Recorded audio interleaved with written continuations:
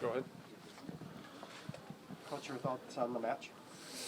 Yeah, I don't think we played very well. I don't think we had very many individual performances that were very good, and collectively then that meant that the game just slipped away from us too much. Obviously, then we make bad mistakes that cost us on goals. So, if you have a day where you go on the road against a good team and you don't have any good individual performances, and then you wind up making grave errors and mistakes that just give the other team goals, then you're going to have a recipe for a loss. So that's what today was. Listen, it's early in the year, so there's obviously not everybody's at their sharpest and best quite yet, but we've got to find a way with the weather back home and everything else we've got going on to now get ourselves sharp and better and so that we're able to perform better.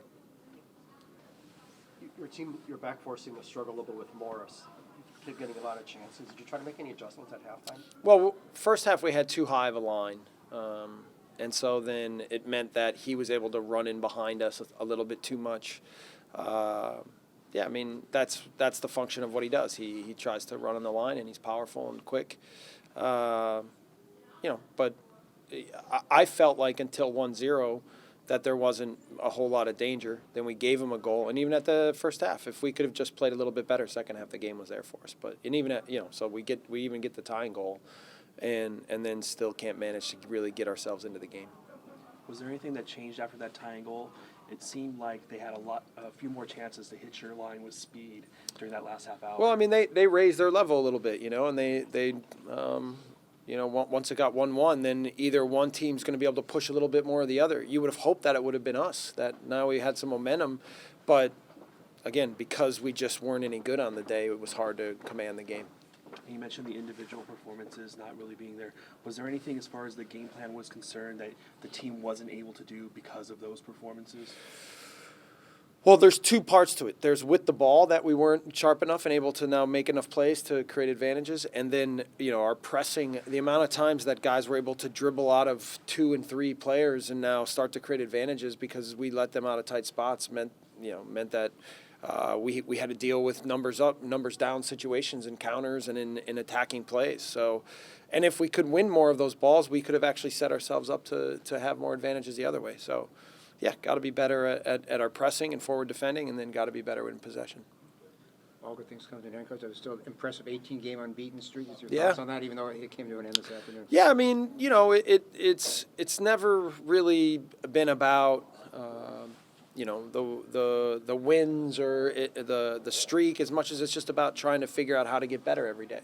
And we never even talked about it, actually. Not one time as a team did we ever talk about the streak. But this group has been solid and been good for some years. And so I'm not going to get too down on the performance, other than just to now encourage our guys to have urgency to try to make sure every day in training that we're getting what we need out of it so that we can move ourselves along. Did you see much difference between the two, the one penalty call and the non-penalty call on the other side for you? I think the penalty call was fair, and I didn't get a good look, but it looked like it probably wasn't a penalty, and that when Gulbranson got the yellow card, that was probably the right call. So, the ref handled himself fine today. Jesse, first extended look at Gulbranson, what did you see from him?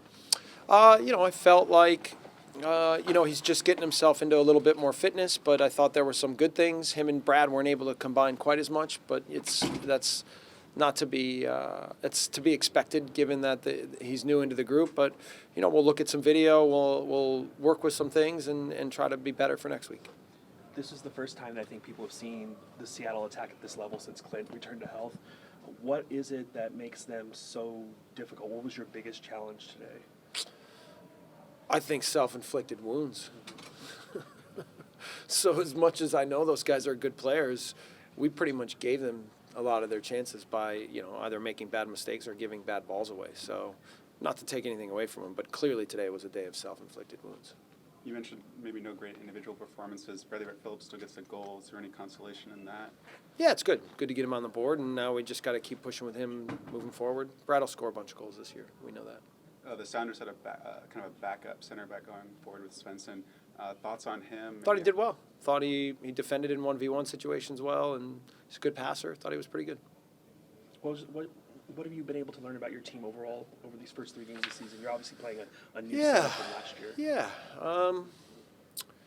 You know, I think we've added certain things to our team. We're very young, you know, so we're going through some adjustments with certain young players, but we like that, you know, and we think that in that way we're willing to go through some growing pains in certain moments here in the early parts of the season. Listen, anytime you come to Seattle and play a good team in front of a huge crowd, those are growing big moments for young players. So, you know, I think that we'll look at it, we'll learn from it, and you know, we always want our guys to go out and play with courage and be brave, and unless you're in those situations more often, it's hard to mimic that. So, you know, I know I've been saying all along that we've got a long way to go with this group yet, but there's a lot of positive signs, but there's a lot of work to be done as well. Aaron Long coming back to a place that means so much to him. Yeah. Thoughts on him? Yeah, I thought actually in terms of guys who did okay on the day that Aaron would fit into that category, and he's been pretty solid every game. His reading of the game has been really good. His understanding of our tactics, he's been good on the ball. He's won a lot of his duels in 1v1 situations with strikers, and you know, he overall I think Aaron's been a real bright spot for us. So we thought highly of him coming in, and I think he's shown really well. So that part's been good. Thanks, Jesse. Okay, thanks Coach. guys.